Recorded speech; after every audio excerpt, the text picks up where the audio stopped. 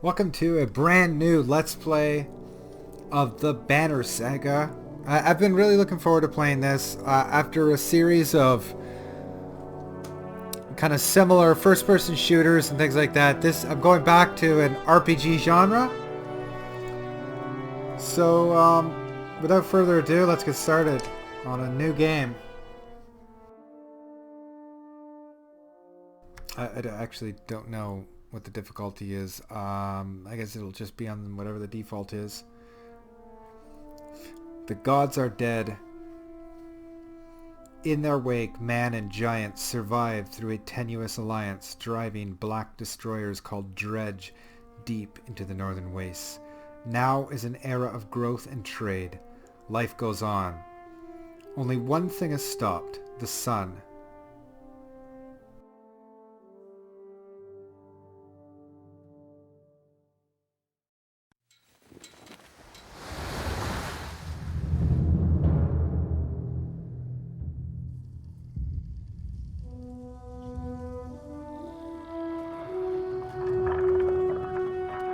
Að sjá dreggjana á ferli neðan vor. It has been several long months on the road. The first signs of snowfall accost us on our approach to Strand, largest of the trade cities on the Val-human borders, and our last collection before returning to the capital. Several days ago, the sun simply came to a stop in the sky. Though during these long winter days, none of us can be certain how long it has been this way. Some of the men in the caravan have taken it as a dire omen. I am not quick to superstition, but I myself will be glad to be done with this year's rounds. We have been warned by stranded travelers about brigands on the path through Ridgehorn, our road home. Our captain seems unconcerned. Perhaps he is as eager as I to be done here. We will rest here this day and inquire further when we speak to the governor. I'm loving the artwork in this. It's really beautiful.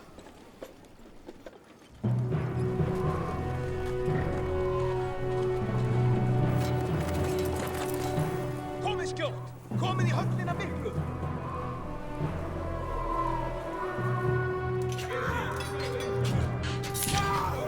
Gist ég leyfa oss að syngja?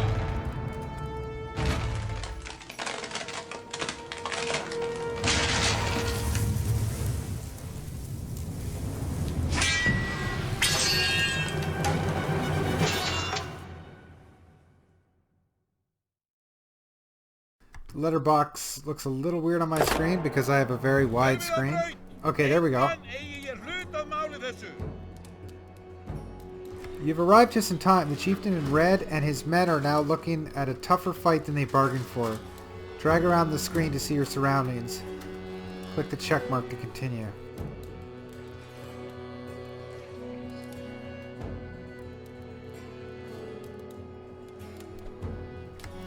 Armor blocks damage. Strength is both damage and health. Willpower is spent to move further, hit harder, and perform your ability, but does not replenish. +2 due to caravan's morale. Exertion is the amount of willpower you can use on any given action. Break is the amount of direct damage you can naturally do to an enemy's armor. And I'm guessing these are all my guys here. Or the ones in blue, I guess, are my guys, and the ones in red are the enemy. Yeah, that makes sense. 1, 2, 3, 4 enemy right there. Okay.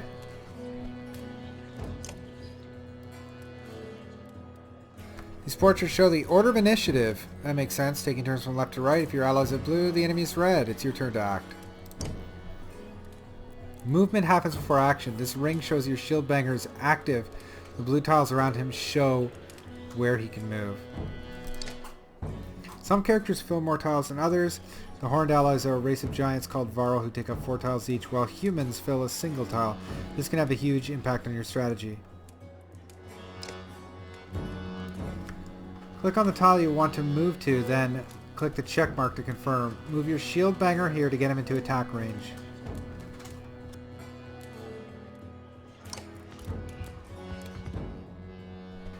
To target an enemy, click the tile on which they stand.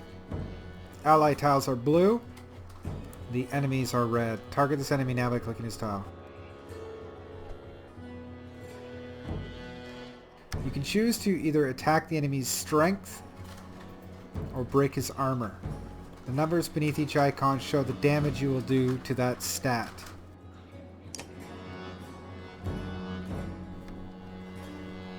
Okay, I'm just going to kind of read this to myself.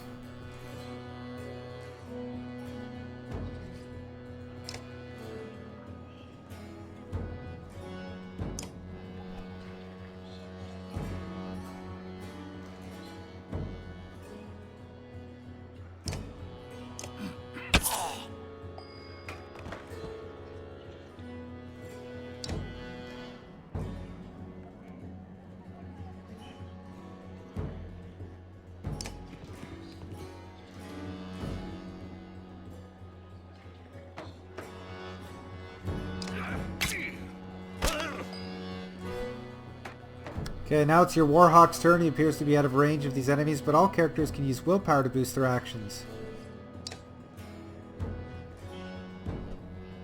The cost of 1 willpower per gold. Okay.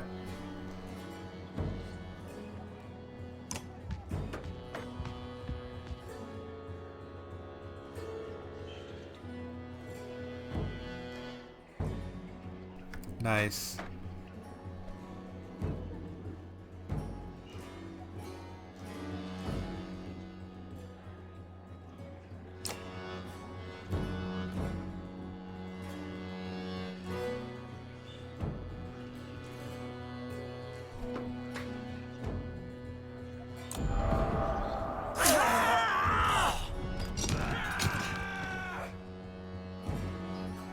That made quick work of the chieftain's bodyguards.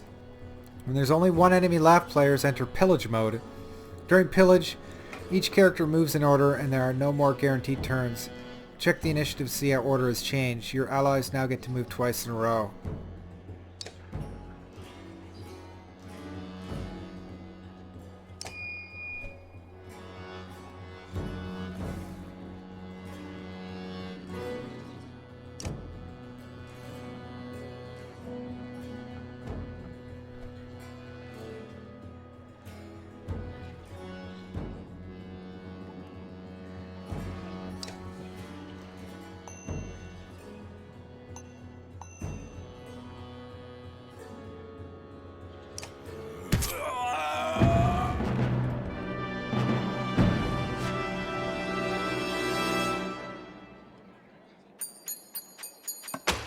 +6 renown.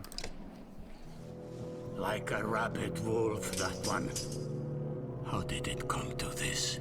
We fool ourselves believing that peace will last. My grandfather built all this from a poor fishing village, you know. He watched the gods die, watched the chaos that followed, watched man and var slaughter each other, even before the dreads arose.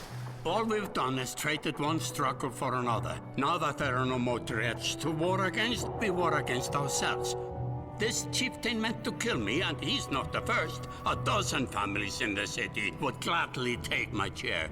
This one had men waylaying merchants, both north and south of the city, strangling trade, quite well, I would add, though he denied it to his last. This sort of wolf doesn't stop biting because the head is cut off. It just grows a new head.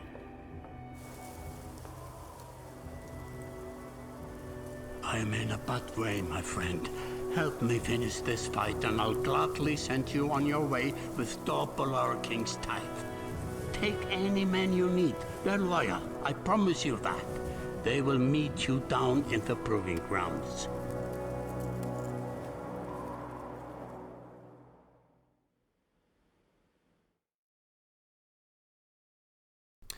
Only the sun has stopped. Oh, very pretty. Very pretty. You're approached by a familiar man who walks in step with you as you're leaving the Great Hall. He cuts to the chase.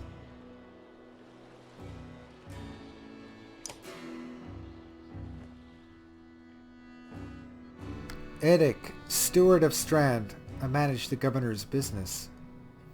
So, as you've surmised here, this is all Viking Norse mythology. It's kind of cool. I'm looking forward to this. Ubin, isn't it? So I can say, it is, I'm just here for the tea, and what do you want?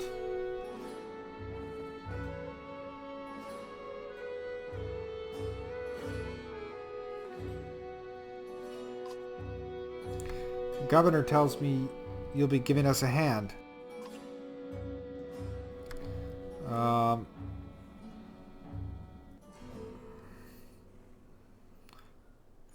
Seems a bit chaotic around here, Eric.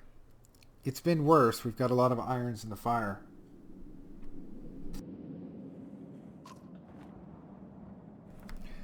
What does he want exactly? Scalfings that you didn't hack up in the Great Hall scattered after you took out their chieftain. The governor just wants to make sure they stay down. Was hoping you'd join me at the marketplace by the docks. If there's anyone left to worry about, I know who can tell us.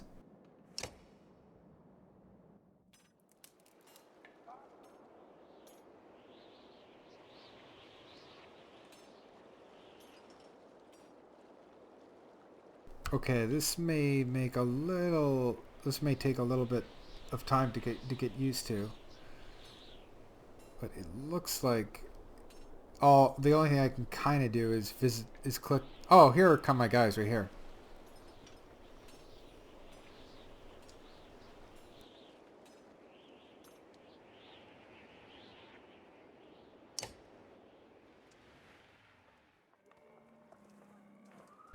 Eric says, let me handle this. You meander through rows of open-faced houses and eroded stalls. Colored canvases flap in a briny current. One man in particular blanches as you approach. Had, I'm not in the mood today. For what? Talking to an idiot. The Scalfing's chieftain bled out about an hour ago, Had. So when you tell me what rat anus the rest of them crawled back into, nobody's going to try to kill you this time. They don't talk to me.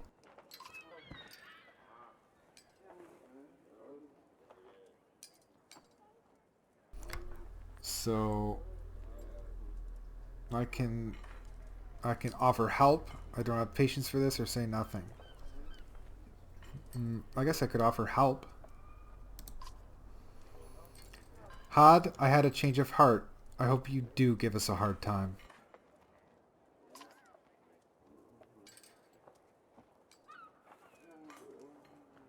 Had sweats visibly, fumbling with some dirty trinkets on his table.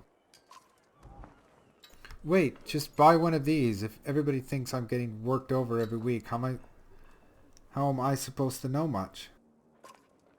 Just a little food money, yeah?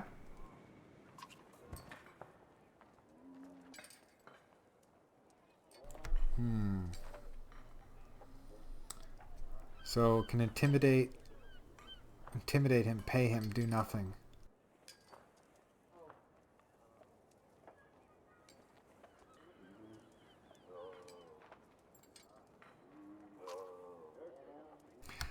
Eric overturns his flimsy table, scattering Had's assortment of junk across the ground. Gods, Eric, laying it on a bit heavy, don't you think? Where are the Scalfings? Noblemen up by the east wall, but that was months ago, last I know. Had skulks away with a wave of Eric's hand, gathering things from his hovel, disappearing for a while until this blows over, you figure. Your bodyguard steps forward. Are we done here? Says Gunnulf. Gunnulf, were you wearing green back at the Great Hall? No, just bought 'em while you were walking around. Why?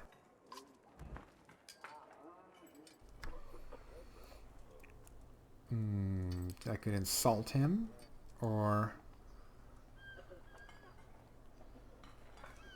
or praise him, or nothing. I can make a jest. You look like a frog. Better than an eggplant. Goes off to look at more stalls. Eric, that man of yours seemed unreliable at best, says Ubin. A blind dog wouldn't trust Hod, but he used to be scalfing. If they're licking their wounds, they've probably gone to old haunts, not new ones. Nobleman is a mead hall? Best I can tell, the name's ironic. Listen, I know a guy who would love to put a few of these skulls in the ground. I'm going to find him. I'll meet you there.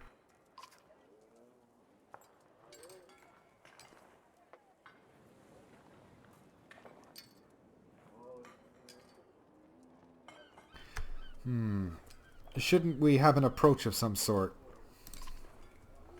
What a luxury. Come on, you've already mopped up worse today.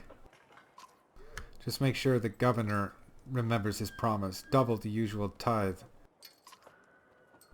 I'll remind him.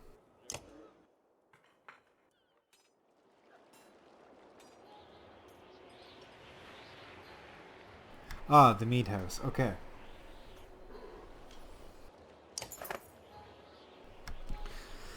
You arrive in front of what must be noblemen.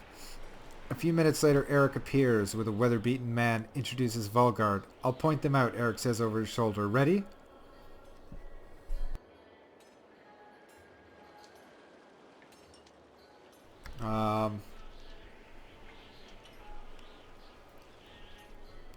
Yeah, let's get this over with.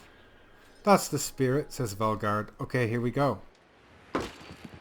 Volgard boots the front door open so hard it won't close again without repair. As you enter the hall, Eric is already at the head of a table, his axe drawn. Wide-eyed, drunken scalfings scramble to find their own weapons, turning tables and mead steins in the process.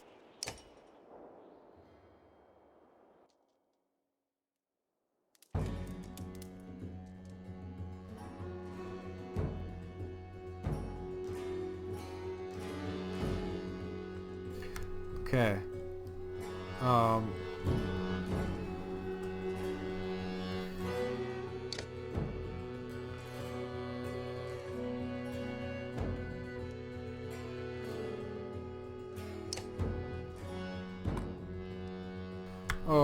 Okay, so I can rearrange guys, I guess.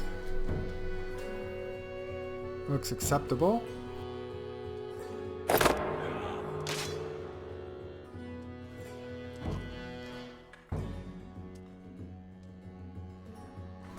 Okay, this is Volgard.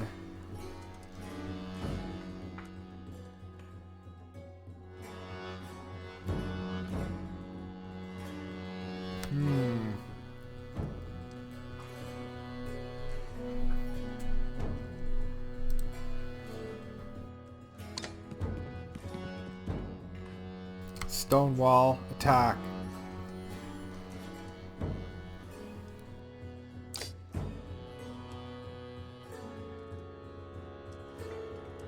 Eight 6 or 7 8.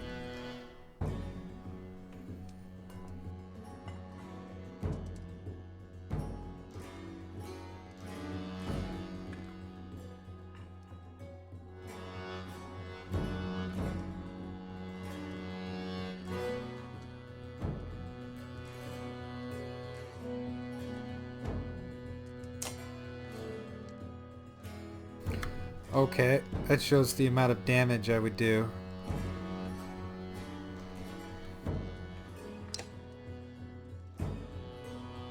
And that's initiative.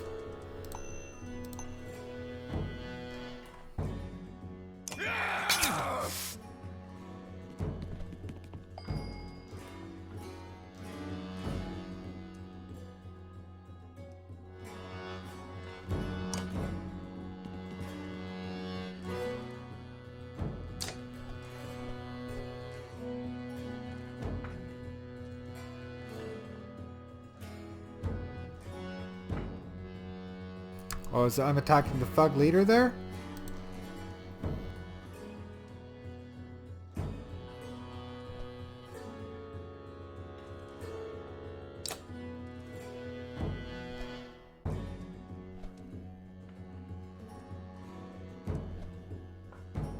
Okay, gives willpower to allies at any range.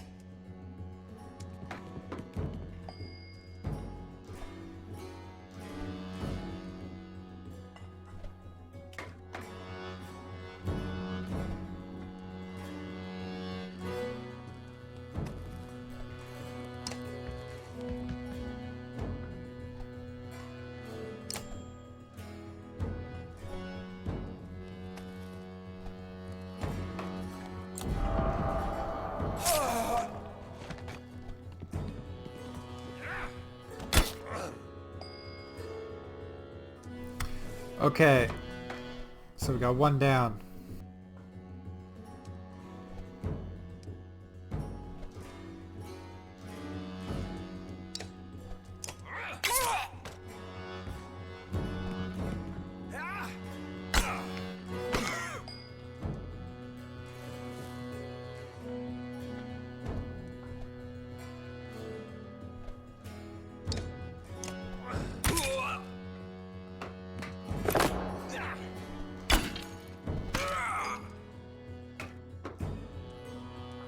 Okay, Gunolf. 5'8", 5'15", 6'3".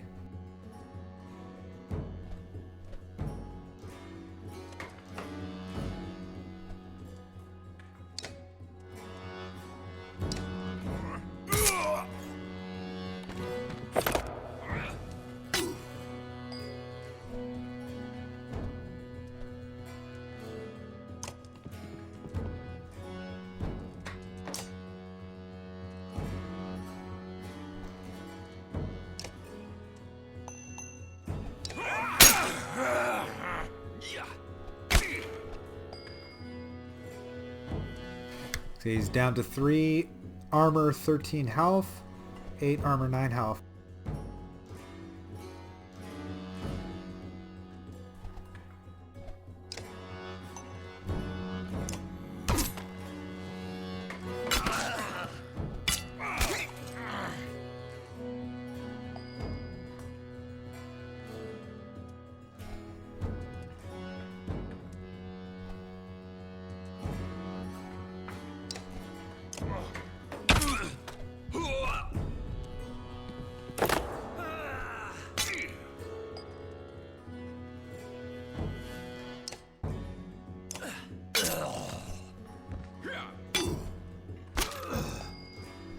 Ooh, he's down to 4 health.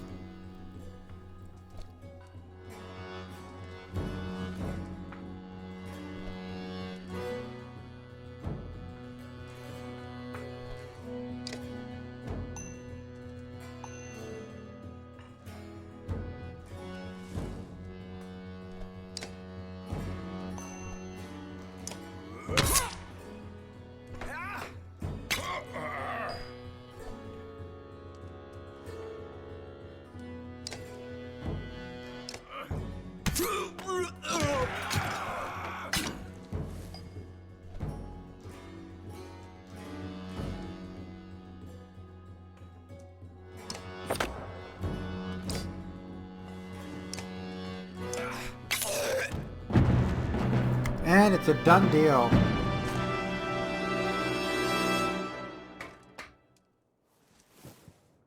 Raid Master, defeat an enemy. Oh, defeat an enemy with the Warhawk.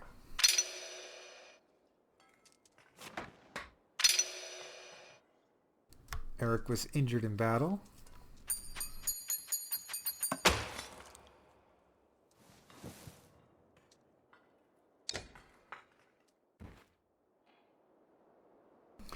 There they are. Gods be damned. I've got to go wash off this blood. Eric is looking out the hall's windows onto the bay. A fleet of longships approach with sails of bold Reds and blues. Ubin. One banner I know well, Wagner. Next for Varl kingship last we spoke. The other flag looks important. Yeah, important guess. See what I deal with all day long? Things makes a little more sense. You hoped I'd have a stake in saying everything's fine here when the royal guests arrive. Not me, the governor. Now I have to make sure there are no rotting bodies or pools of entrails still in the Great Hall before they come by. Can I ask one more favor? What is it? If you happen to stall our guests down on the docks, I wouldn't object. Maybe I will. Eric and Valgard hustle from the meat house. To his credit, Eric tosses the barkeep a spar of silver for the mess. You give an apologetic shrug and go to greet the new arrivals down at the dock.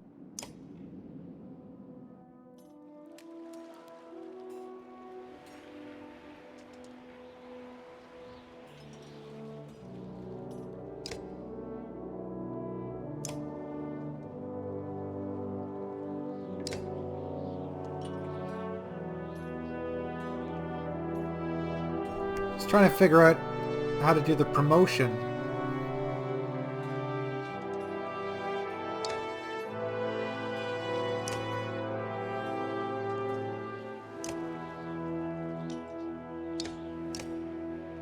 Okay, down to the docks.